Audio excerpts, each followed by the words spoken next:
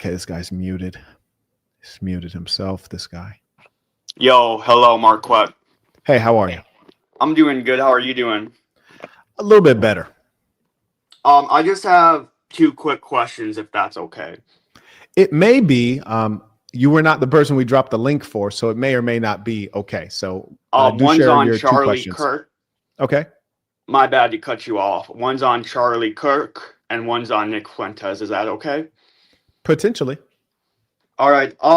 So I saw in a clip that Charlie Kirk said that Ben Carson and Clarence Thomas would be a better role model for black people than MLK. Would you agree with that?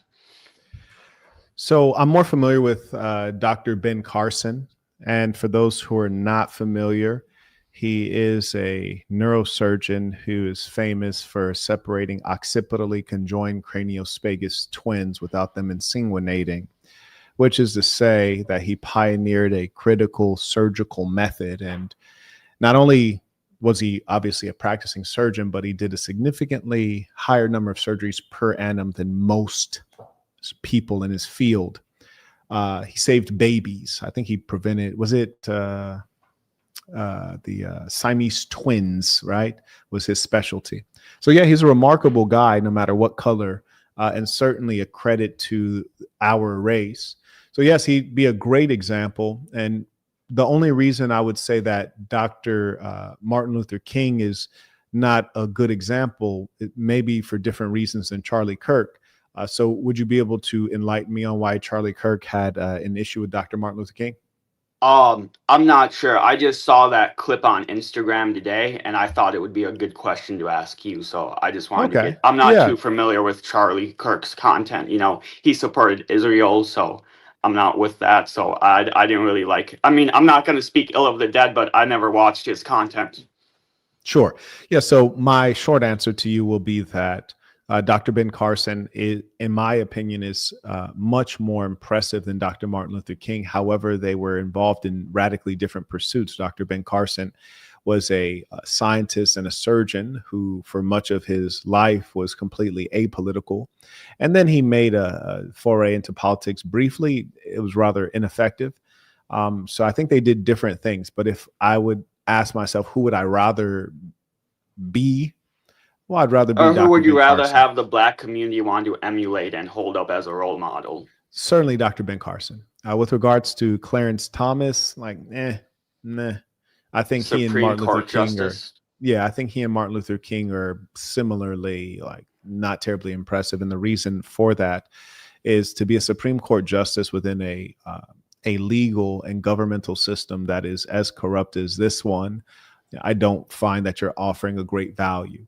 For example, a good measure, if you were to take Clarence Thomas and drop him into Albania or Ethiopia or Colombia or Malaysia, he'd have no skill set, essentially.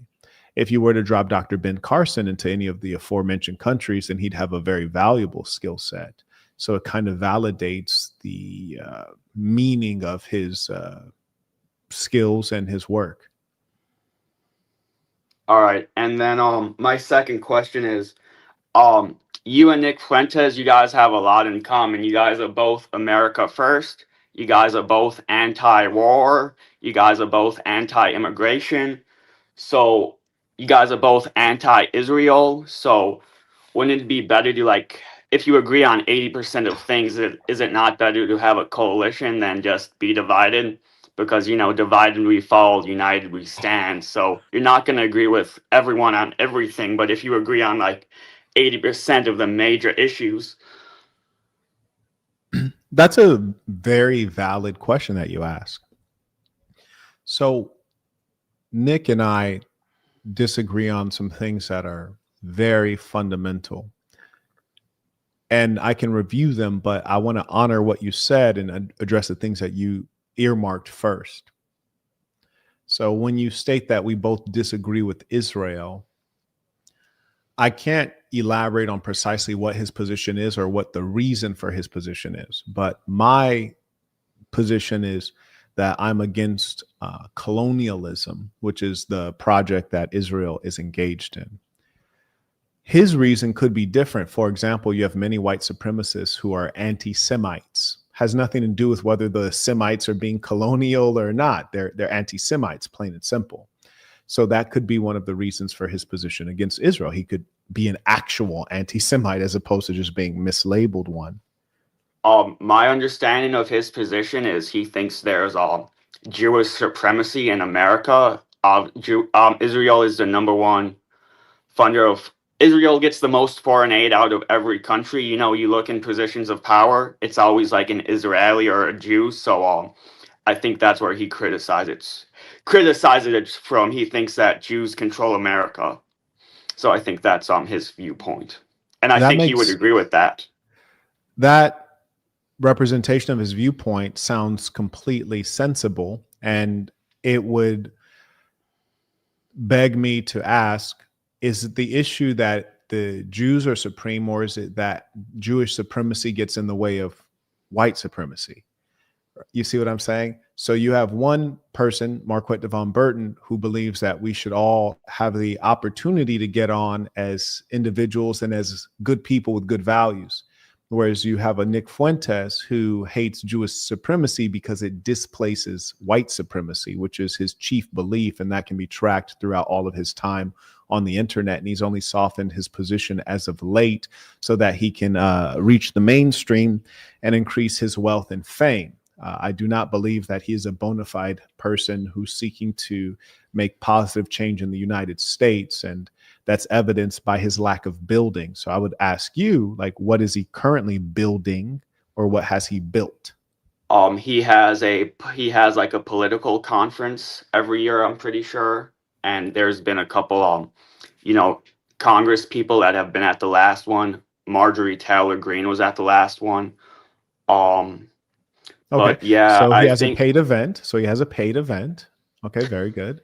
Right? You're like, I know a lot of, like, if I was, for example, promoting a nightclub this Friday, that would be a paid event. If I had a political conference next month, that would be a paid event, and it would lead back to me making $1. And there's nothing wrong with making $1, for I am a capitalist, but there's much wrong with basically milking people under the false idea that you care about them in ways that you don't. I think that's a problem with the Nick Fuentes. And also, he is not true to any real values. If you're a religious Catholic and you deeply believe in Catholicism, and let's even say he's a white racist and he believes in the white race, which I don't have any major issue with. Well, why don't you make some white babies? Like let's have some children. You're a Catholic, get married. You're a Catholic, your religion compels you to marry a woman and to multiply. Why are you not multiplying? I truly believe that he is a closeted homosexual like Roy Cohn. And similarly, he hides that because he knows that his core base would abandon him. And I am certain that in due time that will come out. Marquette, a question that I learned from you is to ask, what's the evidence? That's what I learned from you. So what's the evidence on Nick being gay? That's a very good question. So, for example, we would consider human nature, which human nature is quite bare, right? We know that the average age of women losing their virginity is quite young. Boys, not too far. What's so funny about that? It seems kind of young to me, but I mean, it's maybe, but maybe not, right? But I would agree. I would agree that probably stuff does start to happen around that age. That's the time women go through they become a woman. They become a woman much earlier than that in many cases, if you're talking about the menstruation. And I think we're over civilized and we're clinically immature. It's like, for example, my grandmother had 9 kids. When you do things like that, you kind of have to start at 16, right? And that's not unusual. Only today do we suggest that these things are bad, when in actual fact, these are biologically sound practices. So what I'm suggesting to you is the most basic of things. If you look at the data, he's out of line with the data. He's a virgin at whatever age he is. I don't know. Is he like 27 or something like that? I believe so. Yeah. Yes. So if you look at the data would suggest that he's an outlier, and not in a good way. If we were measuring IQ and we said, if we're measuring IQ and he was an outlier on the correct side of the graph, we'd say, oh, that's fantastic. but it turns out that he's an outlier on the strange part of the graph. So the data indicates that he's doing something unusual, and he's doing something deviant. In other words, he's deviating, right? We say he's a standard deviation away, deviating. He's a sexual deviant is what I believe in. In the Catholic tradition, I wouldn't be surprised if he likes males, which is what we've seen consistently in over 1,000 cases of the Catholic Church with this occurring. Yeah, which is very, very sad. I think people need religion, and I think that's that was a plan to get people to stray away from religion. But and he has hung out with Destiny before, which is very suspect. Hanging out with an openly gay guy. Like, I would never do that. I would never associate with people that do that. So maybe there is a little evidence to your theory. But I have one last question. Is that okay, Marquett? Thank you for having me Potentially. on. Sure. So in China can be they can have Chinese supremacy. In India, they can have Indian supremacy. And since America is a majority white country, why can't America be a white supremacist nation if China can be a Chinese supremacist nation? These are good questions, and sometimes we have to look at the assumptions in the question. So, for example, have you been to China? No. It's probably a bit of what you're imagining, which is to say that it's Chinese people, Han Chinese people, Mandarin speakers, some Cantonese in there. They're pretty much all of the same racial group. I don't know that I would call them Chinese supremacists, which is to say the everyday rank and file. But there's no doubt that the Chinese government is trying to dominate the world and become the next hegemon. That's very clear. Then you mentioned India and various other places, and similarly, India is all Indian people. And in both cases, they're enormous countries with billion-plus population. One of the unique things that you find among whites is that their supremacy, as we're using the term, it takes on a violent nature. You cannot point out many situations where the Chinese have been violent in asserting themselves. You might point out the Uyghurs, for example, a Muslim minority. You really find yourself hard pressed to find too many more notable instances. With the Indians, even fewer. You might not even be able to name a single one. Conversely, if you look at white supremacy spread through various means, religion being one of them, we can point to entire continents of human beings who have been eradicated. So the clear answer, and I've heard this question in many formulations, if the blacks can be proud, why can't the whites be proud? Well, the whites are proud, and they should be. They've accomplished a lot, especially in recent history. But the reason that white supremacy and white pride organizations are frowned upon is because they're always violent. Like the Ku Klux Klan, for example, or the Nazis or the skinheads. They're always violent. And it's ironic because we have a lot of white supremacists will lie and they'll attempt to call the colored peoples of the earth violent, but there are no peoples who have been as violent as the white collective. And so that is why it's generally people are suspicious because they're violent.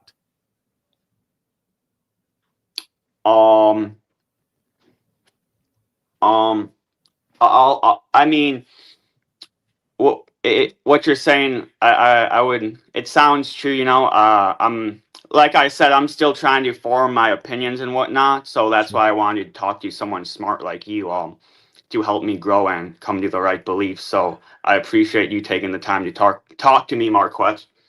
No, it's been really a pleasure to have the conversation. I will earmark a couple European civilizations. Actually, we'll just talk about one to keep it simple. I've been to a lot of places in the world, and some of which are homogenous European countries like Poland or Latvia, where pretty much everyone's Polish, everyone's Latvian, and they're beautiful societies, particularly Poland. Every time I go, I find that the Poles usually want me to try to speak some Polish, which is fair enough. And mostly there's no racism. You might encounter like an old Polish grandma who doesn't want you to be there or wants you to speak Polish.